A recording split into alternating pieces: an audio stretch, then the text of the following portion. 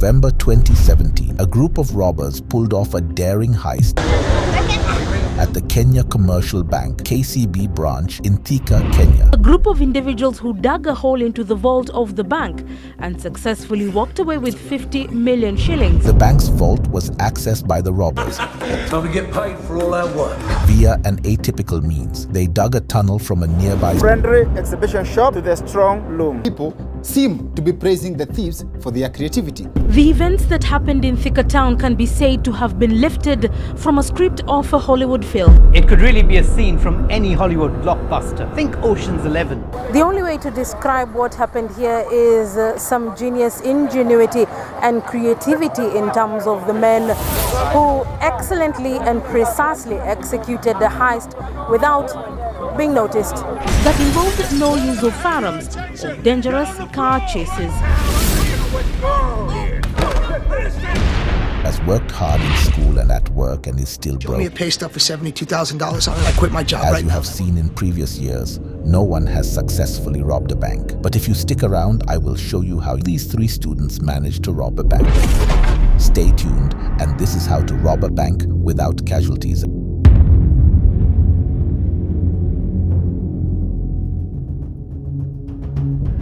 The suspects identified as brothers Charles Mwangi Murakaru of 30 years old, Harold Munene Murakaru of 32 years old, and their cousin Julius Ndungu Wainaina of 32 years old. The Murakaru, who are brothers, studied at Karura Primary School and went to Nyeri High School, and were arguably described as brilliant and polite. Harold Munene is a graduate with a bachelor's degree in agricultural engineering from Jomo Kenyatta University of Agriculture and Technology, and his brother Charles Mwangi is also a graduate with the same degree, while Julius Ndungu is a graduate with a degree in electrical and electronics engineering from the University of Nairobi. Despite being engineers, they lacked employment. The 59-year-old father, who didn't want to appear on TV, said his two sons finished university and didn't get informal employment. Says he is not surprised his sons were involved. Ever wondered how some people pull off incredible things? It's like magic, right? But behind every amazing feat is a well-crafted plan. So how do these masterminds turn ideas into reality? Let's break it down into 5 steps. Ready to uncover the secrets?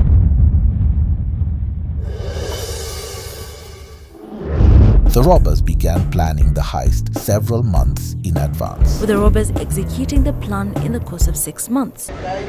This phase would have involved gathering information about the bank's security systems. Outside KCB Bank, on this wall, it's worth noting that there is no CCTV camera. Layout and routines of the staff and security personnel. So it makes it difficult to track the activities. Building to the bank next door without tipping off businessmen in the store. The 2 stores they had rented were well covered, and it appeared they were running a print shop as well as selling school exercise books and stationery. Their plan for digging the tunnel is what amused people. How did they dig the tunnel from the bookshop when other people were around?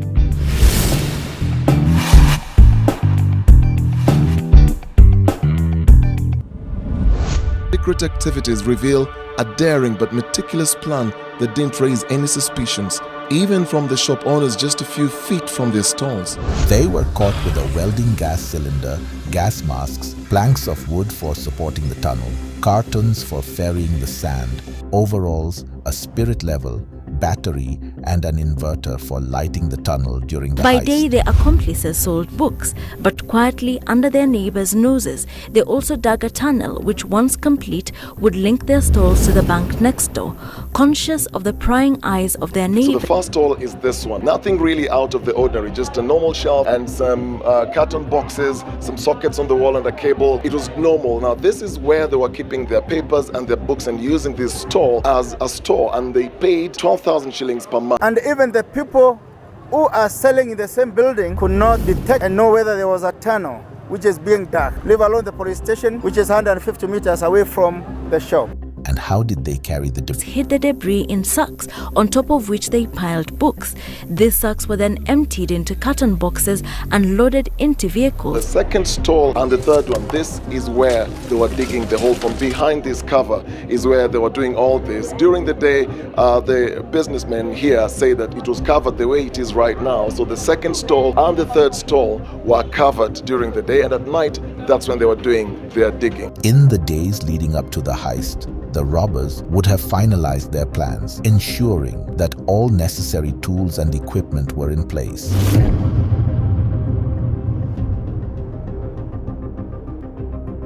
The actual robbery occurred over a few days, with the robbers accessing the bank through the tunnel they had constructed. The gang reportedly used oxygen masks, a GPS system and compasses to get into and out of the bank. This despite the fact that the stalls are located right opposite Thika police station. At 9 a.m., a report was made at the police station, Thika police station, that the manager of KCB said that when he opened the faulty strong room, there was smoke or a smell as if... Upon reaching the bank, the robbers used sophisticated tools, including an oxyacetylene flame, to break into the bank's safes. They managed to disable the bank's CCTV cameras and alarm systems, indicating they had inside information about the bank's security arrangements.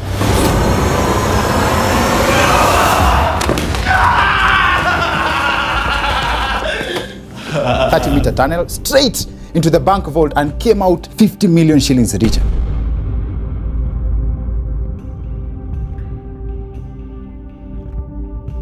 Detectives went in and out of the premises from which the thugs went into the bank as they raced against time to get fingerprints and key evidence that would lead to the suspects. After 2 weeks of intense detective, these 3 suspects were produced before Thika Magistrate Court from Juja Police Station to answer to charges of breaking and stealing of over 50 million Kenyan shillings. The robbery was discovered on November 20th, 2017, when the bank manager, Samuel Nganga, conducted a routine check and found that the strong room had been breached. Investigation into the heist were carried out by detectives from several formations of the Directorate of Criminal Investigation, including Banking Fraud Investigation Unit, the Flying Squad and the Special Crime Prevention Unit. The investigation involved tracing the stolen money and gathering evidence against the robbers. Will reveal whether some members or staff of the bank are involved. In the police report, 17,135 Kenyan shillings was recovered from a rented house in Juja town at Joyland Estate on Saturday. People were left wondering about their brilliance. How did they have no strategy for avoiding capture? Some speculated that they might have planned to be arrested. Their father blamed the corrupt system in Kenya. He blamed high levels of corruption and impunity in the country, especially the NYS scandal and the Mafia House scandals, for inspiring his sons into crime. He said, taxpayers lost billions and the perpetrators of these scandals got away with it. We know them and they are still at large. How can you explain to your children that it is bad to engage in such a vice when senior government officials engage in theft and get away with it? Githui's interview sheds light on his perspective as a father grappling with the implications of his son's alleged actions, while also highlighting the societal issues that may have influenced their decisions. The KCB Thika bank robbery is considered one of the most daring heists in Kenya's history, drawing comparisons to cinematic heists due to its elaborate planning and execution. It highlighted vulnerabilities in bank security and raised concerns about insider threats within financial institutions. Want to know the secrets to becoming a millionaire politician in Kenya? Watch our exclusive video now and discover the insider tips and tricks that the elite use to climb to the top.